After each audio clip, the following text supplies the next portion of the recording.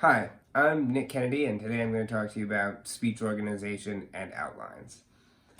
So, excuse me, there are three key concepts from my section of the reading.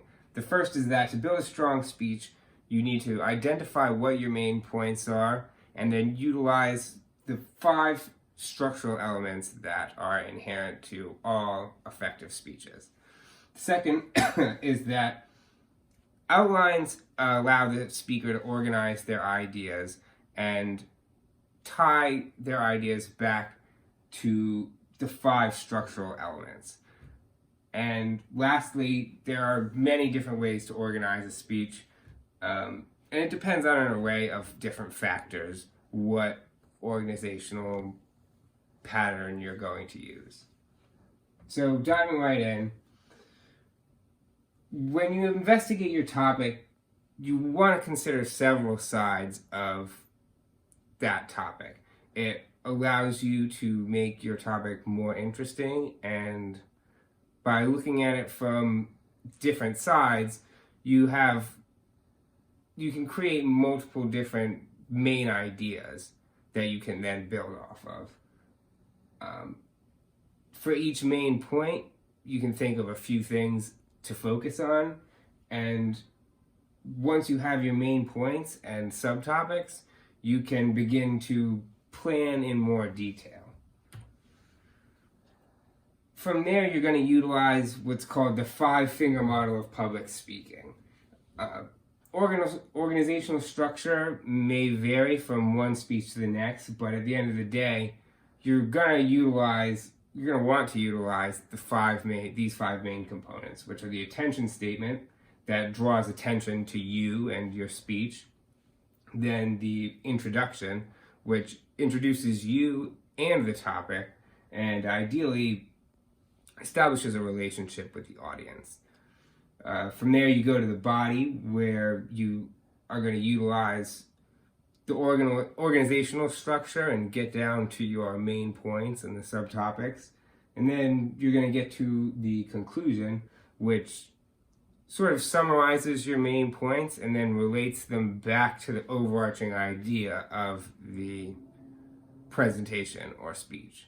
And then lastly, you have the residual message, which is really just like a hard-hitting, strong statement that is intended to stick with your audience after they leave.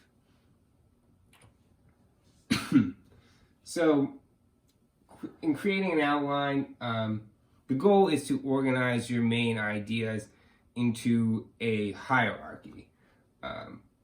And in doing that, you're able to tie those ideas back to the main structure.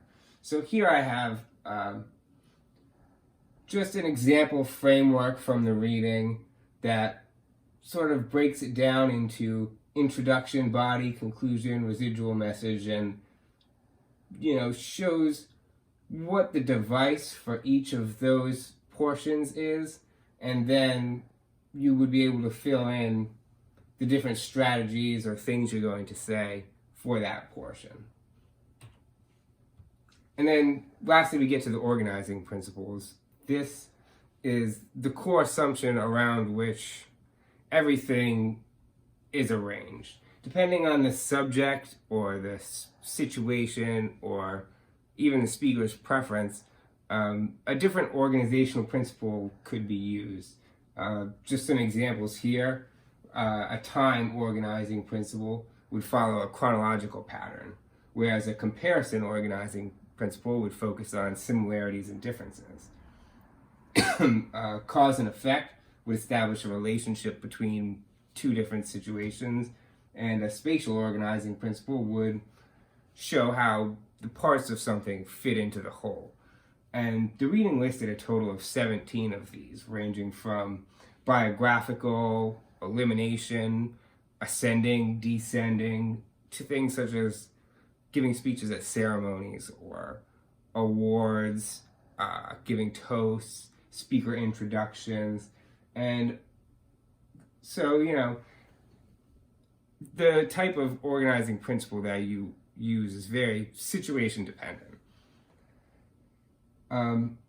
But by identifying your main points and utilizing the 5-finger model, you can create an outline that allows you to clearly organize your ideas and tie them to the main concept that you're trying to convey.